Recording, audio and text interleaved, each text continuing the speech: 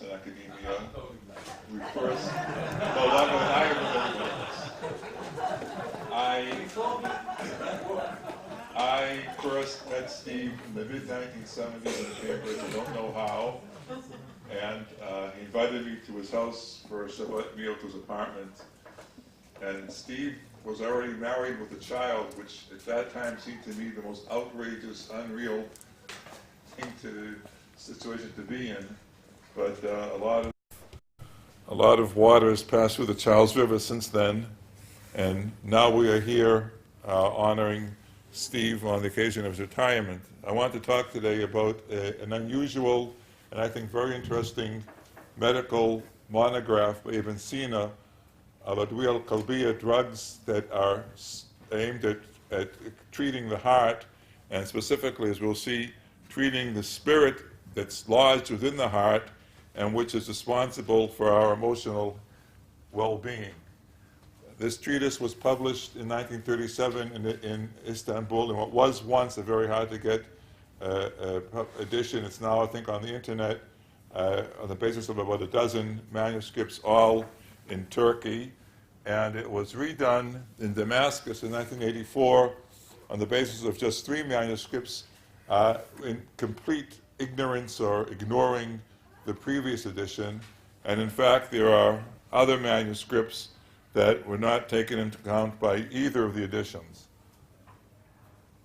It was also translated into Latin by Arnaldus of Villanova, and the treatise is appended to the Latin printings of the canon, all those that I've seen on the internet, which are the ones that we are easily consult these days. And so it was well known in the Latin world. And it was translated twice into Hebrew, not an unusual situation, once directly from the Arabic and once apparently by way of the Latin translation from the Arabic. And there were 2 very different commentaries written on it in Hebrew, which I'll come to at the end of my talk. This is the page from Steinschneider's Unparalleled Hebräisches Übersetzung und des Mittelalters, which is still the first and last port of call for scholars on literature of this sort. Now, the first question to be asked is, why aren't these medical issues, emotional health and the role of the spirit in the heart and how it's to be treated, why aren't they treated in the magisterial Kanun fil Tib? Ibn Sīnā's a great encyclopedia of medicine, which was probably the most important book in medicine in Europe and in the East, into India for 500 years. And the answer is given basically by Ibn Sīnā, by Ibn Sīnā himself, because he tells us in the Kanun that we have a separate treatise in our cardiac drugs, and then he tells us that when someone combines his knowledge of medicine with his knowledge of the principles, and I add here Aristotelian science, or so-called, because we'll see that there's nothing pristine here, neither pristine Aristotelian science nor any other pristine version of Greek science.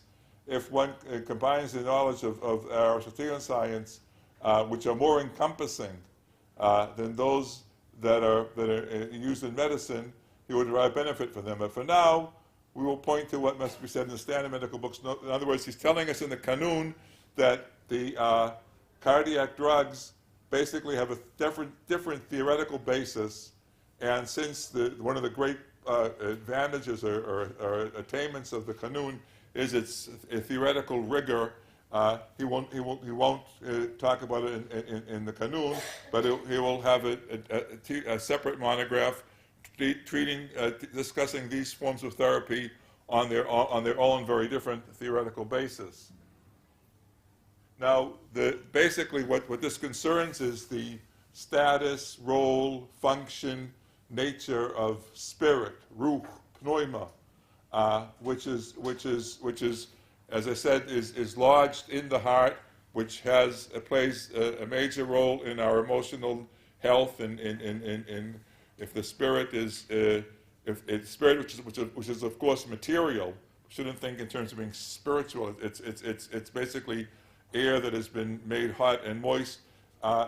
If it degenerates in one way or the other, then it leads to anxiety, stress, and so on. In the Kanun, there's really no discussion of ruch and spirit beyond the bare minimum that he needs for certain medical issues. Whereas in the al-Qalbiyya, there is a very long and factual and discussion of the spirit. Its generation parallels that of the body. In the body, the coarsest humors and vapors form the bones and the heavy parts of the body, and the purest portions, the safwa, this word which I'm sure you all are aware of with its various semantic baggage, they make up the spirit. It's made up of the four elements, its material, but its source is the divine efflux, the divine overflow, al-faid, al-ilahi. The spirits within us are many. There are many spirits. There's one sort of spirit, but the spirit moves off into the three main loci, the brain, the heart, and the liver, and then it distinguishes itself, it differentiates in the different parts of the brain, taking on different physical constitution and taking on different functions. The spirit pulsates, daughter. You know that in all the medieval medical texts, the arteries are called pulsating veins, and the veins are non-pulsating veins. The spirit is thought to pulse. It's the spirit that's thought to pulsate in a manner similar to the celestial bodies, and it's for this reason, because it's in this constant motion, that it is thought to be luminous, and for this reason, the visual spirit is said to be rays and light. And for this reason also, the soul becomes excited, exhilarated when it sees light, and distressed when in darkness, because the former resonates with its vehicle, the markup, again another very loaded term for those who are familiar with Neoplatonic philosophy, while the latter is opposed to it. Now, the question is, where did this theory of emotions being tied to a spirit defined in this way, where do we find it? There's really hard to find I've not been able to find a particular source, and as I said earlier, though, Ibn Sīnā insinuates or intimates that this is more Aristotelian than the Galenic medicine that's in the Kanun. It's either not Aristotle nor anything else, but we have a clue in Galen's book, De Placitis, The Harmony of Hippocrates and Plato, a book which was well known in the Arab world, though the text itself has not survived completely, but it's cited often. And here, Galen says, if we must speak of the substance of the soul, we must say one of two things: either that it is this, as it were, bright and ethereal body, a view to which the Stoics and Aristotle were carried in spite of themselves. Both, it's neither pristine Aristotelianism nor pristine Stoicism, if there is such a thing as pristine Stoicism, because some people think that the Stoicism that people like Zambrowski talk about is artificial melange of the different Stoic thinkers, but that's beside the point here. Neither of them, they both were sort of forced into a corner with regard to the soul or the spirit, and had to sort of readjust their views. They were carried in spite of themselves with the logical consequences of the teaching, or that there is an incorporeal substance, and this body is its first vehicle by means of which it established partnership with other bodies. So what we have here is Galen already telling us that this notion of soul, which in the Stoic thought could be pretty much identical with what we call this notion of spirit, which in Stoic thought could be identical with what we call soul, and which in Aristotle will be different, has some sort of odd mixture of views that both the Stoics and the Aristotelians had to accommodate, and in so doing move a bit away from their original stances. Another possible link, which was just Dr. Orna Harari, a very fine classicist and a real expert in Greek medicine at Tel Aviv University, pointed out to me, is this book, De Morbis Acutis, which is now known as the Anonymous of Paris. I don't know why, but I haven't had a chance to consult it. If this book has, as far as I know, has never been brought into the discussion of Arabic medicine, and I haven't looked at it to see just how closely the views and the treatments, the therapies that are described there match those that have been Sīnā. But if they do, then this is an important link in the chain and something that had not been known today to have had any impact on Arabic medicine.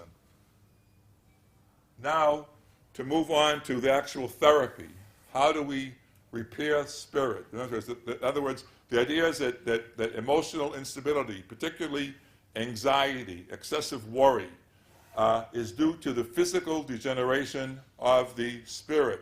The spirit is dark, it's not letting light get through, it's become dense, and that causes us these emotional stress. The treatment then, so Ibn Sīnā, I said, being extremely systematic, lists the 9 ways, the 9 forms of treatment. Of course, the number 1 treatment is drink, wine. That, you can't beat that. But the number 2 treatment is brightening, tanweer. And with brightening, I don't mean here like looking at lights or flashing jewels, but actually crushing the pearls, crushing the diamonds, and putting them in some sort of edible substance and swallowing it in the hope that it will be delivered to the heart and there will radiate. And then there are other drugs which tighten the composition, the tonus, that we have here very much the Stoic ideas of tonus and tension being the constitution or the proper constitution of the spirit, and then other things that have to do with more standard medical treatments such as temperament and so forth, shaking off the vapors of black bile and so on. Now, just to end with a specific example, silk, ibrisum. This is one of the simples. Simples being, the pharmacology divides medication into simples. So as you take, it's just this one untreated substance, raw garlic, silk cocoons, things of that sort. And it's both an exhilarant, something which is a mufarich, which makes one happy, and a munawwir, something which illuminates the spirit. Silk has the specific property of exhilarating the heart and strengthening it, working in particular to strengthening the spirit, working in particular to soften it, thus expanding the pneuma, making it translucent, causing it to grow, and illuminating it. It's not specific to one spirit. It's what they call now a wide-ranging drug. You don't have to know exactly which particular type of spirit has gone wrong. It'll work on any spirit. And it's appropriate it's appropriate to every form of spirit, to every class of spirit. And it's still in use today. You can buy it on the internet. It's called Khamira Abrasham being some Urdu or who knows what variation of Ibrisam. By the way, this book was translated into Urdu and Uzbek, and it was printed in the 20th century. And as you can see here, the type of therapy, it's an age-old Unani Greek. This is the type of, if you go to India, you can ask for a Unani physician who will treat you according to Ibn Sīnā, and it's an age-old formulation, and a combination of fruits and minerals, including silver foils. Silver being again something which reflects light, so they use metals in these drugs as well. Provides nourishment to the heart and so forth. The main active ingredient, abrisham, is silken coons, is a proven exhilarant and cardiac tonic. It regulates heartbeat, and it goes on and on. You can get this on the internet. If you want to buy drugs from the internet from India, It's up to you. Now, I said here we have a very unusual treatise. It's a medical treatise, highly systematized, extremely well presented. By the way, another thing that strikes me about this treatise, Ibn Sīnā, as you know, was not a humble person. He was very proud of the fact that he knew everything, that no one could teach him anything after the age of 18, and so on. But in this book, which seems to be really original, he's extremely deferring towards the authorities and doesn't make any great claims for having done anything on his own. But it's a very unusual treatise, which, as I said, has this I would call it spiritual, but that would be like confusing things here. But don't forget, the spirit has this source in the divine efflux, the faid al-ilahi, the baraka, the bracha, that suffuses the cosmos. And so there are two ways you could approach it. One is to, as they say in Hebrew, l'zromito, to say, okay, I'll go along for the ride, and if that's what we're doing here, then that's fine with me. Or you could, wait a minute, let's see, the canons are something else, ours is something else. And the Hebrew commentaries, each one takes one of those options.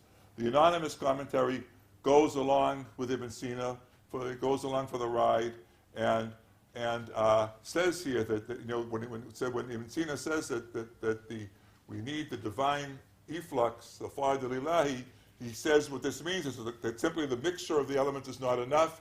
It requires the will of Ratzon Shochnisneh, the will of the one who dwells in the burning bush. But the other commentary, Baruch ben Ya'ish, 15th century Aristotelian, resists. He's a very learned, scholastic scholar, and he takes passage by passage and compares it to the Kanun and to other writings and tries to work things out. So it's very interesting to see these two approaches in the commentaries. So that's the treatise that I've been working on for some time, and I continue to work on it. Hope it put you in good spirits to hear about it. Thank you.